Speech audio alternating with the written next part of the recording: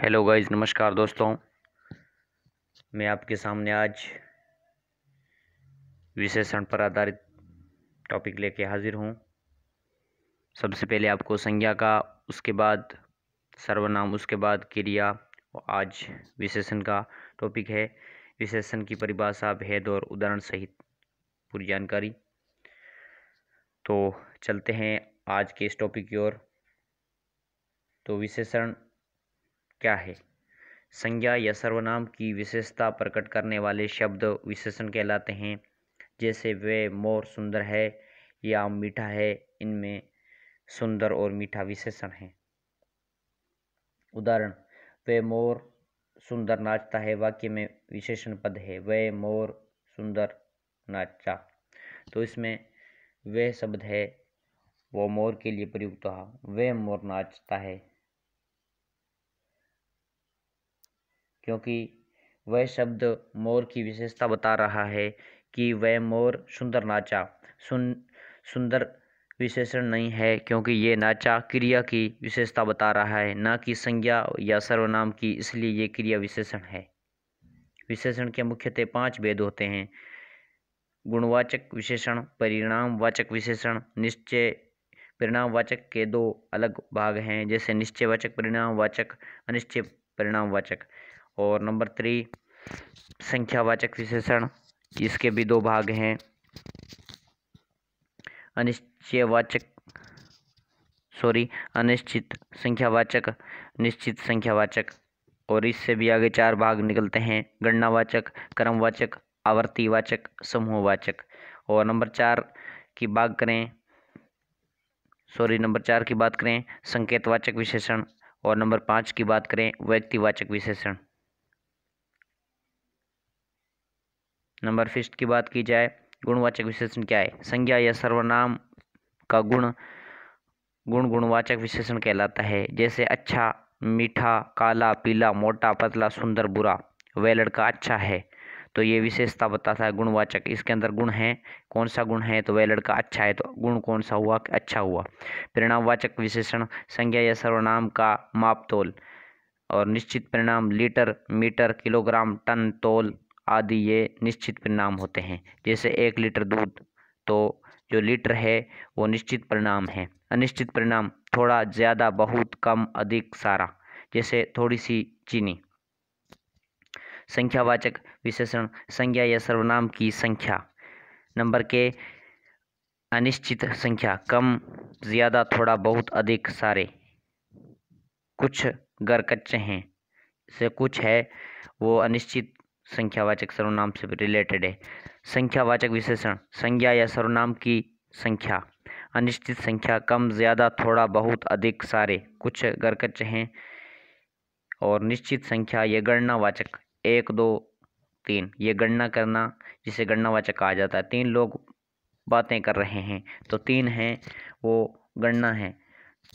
और क्रमवाचक, पहला, दूसरा, तीसरा, जो क्रम वाइज चलता है। और दूसरा लड़का अच्छा है, तो दूसरा कौन सा है? तो इसका क्रम है। आवर्तीवाचक, जैसे दुगुना, तिगुना, इकहरा, दोहरा, गुना, तो ये आवर्तीवाचक सर्वनाम से वाचक से रिलेटेड है। समूहवाचक, दोनों, पांचों, सातों, क्योंकि इनका इकट्ठा होता है या समूह होता है, उन्हें समूहवाचक कह देते हैं। संकेतवाचक विशेषण की बात की जाए तो संज्ञा व सर्वनाम की ओर संकेत करने वाले शब्द संकेतवाचक सर्वनाम कहलाते हैं। सर्वनाम शब्दों का प्रयोग जब किसी संज्ञा के लिए या किसी अन्य सर्वनाम के लिए किया जाए तो उन्हें संकेतवाचक विशेषण कहते हैं। सर्वनाम शब्दों से विशेषण बनने के कारण संकेतवाचक विशेषण को सार्वजनिक विशेषण भी कहा जाता है। और व्यक्तिवाचक विशेषण, जो व्यक्तिवाचक संज्ञा शब्दों को जब प्रत्यय आदि जोड़कर विशेषण के रूप में प्रयुक्त किया जाता है तो उन्हें व्यक्तिवाचक विशेषण कहा जाता है। व्यक्तिवाचक विशेषण मुख्यतः किसी शहर, प्रांत या देश के नाम से बनते हैं, जैसे जयपुरी पगड़ी, जोधपुरी मिर्च, जापानी मशीन। विभागवाचक, कुछ विधान विशेषण का एक और भेद बतलाते हैं, जैसे प्रत्येक, हर एक। उदाहरण, प्रत्येक बालक।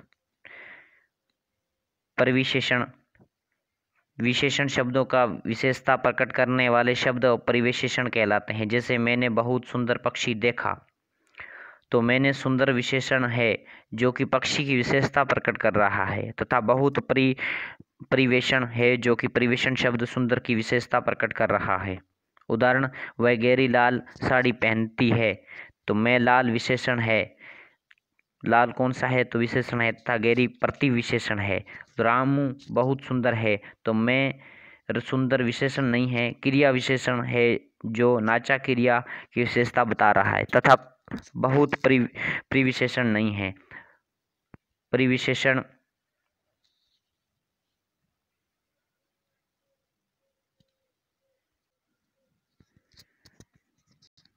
तो परिविशेषण नहीं है, प्रक्रिया विशेषण है। तो विशेषण की अवस्थाएं 3 हैं। तो विशेषण की अवस्थाएं कौन सी है? तो पहली अवस्था है मूलावस्था, जिसे सुंदर या सुंदर कहते हैं। दूसरी उत्तरावस्था, सुंदरतर, उससे सुंदर, ये तुलनात्मक अवस्था है जिसमें तुलना की जा सके। और तीसरी है उत्तमावस्था, जो सुंदरतम, सबसे सुंदर, सबसे अधिक सुंदर हो, उसे उत्तमावस्था कहते हैं। उदाहरण, वह गहरी लाल साड़ी पहनती है, मैं लाल विशेषण गहरी था, यह भी हो गया। और उदाहरण, मोहन बहुत ज़्यादा काला है, वाक्य में कौन सी अवस्था है? मूलावस्था, क्योंकि ये मोहन की तुलना किसी और से नहीं की गई है और न ही मोहन को सबसे काला बताया गया है। प्रयोग के अनुसार विशेषण के 2 भेद होते हैं। उद्देश्य विशेषण कहते हैं, किसे कहते हैं? विशेष्य से पहले वाला विशेषण को उद्देश्य विशेषण कहा जाता है। विधेय विशेषण किसे कहा जाता है? तो विषय के बाद वाले विशेषण को विधेय विशेषण कहा जाता है। तथ्य की बात की जाए तो विशेषण उद्देश्य, विशेष्य या विशेषण से विधेय कहते हैं। उदाहरण, वह बालक सुंदर है, तो मैं वह उद्देश्य है जो कि बालक की ओर संकेत कर रहा है, अतः ये संकेतवाचक विशेषण है, तथा सुंदर विधेय है और जो कि बालक का गुण बता रहा है। उदाहरण, उद्देश्य विशेषण का प्रयोग किस विकल्प में है? तो गीता सुंदर नाचती है, गीता सुंदर नाचना चाहती है, गीता सुंदर है, और गीता सुंदर पक्षी लाती है। तो इसका सही आंसर होगा, जो कि इसके उदाहरण में दिया गया है, तो वो होगा गीता सुंदर पक्षी लाती है, क्योंकि पहले वाक्य में सुंदर नाचती क्रिया के लिए आया है, जो कि सुंदर नाचती है जो कि क्रिया में प्रयोग हुआ है। दूसरे वाक्य में सुंदर नाचना क्रिया के लिए आया है, अतः ये दोनों ही विशेषण नहीं हैं, क्रिया विशेषण हैं। तो तीसरे वाक्य में सुंदर विषय गीता के बाद में आया है, तथा ये विधेय है। और चौथे वाक्य में, चौथे लिखा गया है, चौथे वाक्य में सुंदर पक्षी के लिए आया है और विषय पक्षी से पहले आया है, अतः ये उद्देश्य है। तो प्यारे दोस्तों, आज की आपको क्लास विशेषण से रिलेटेड दी गई थी।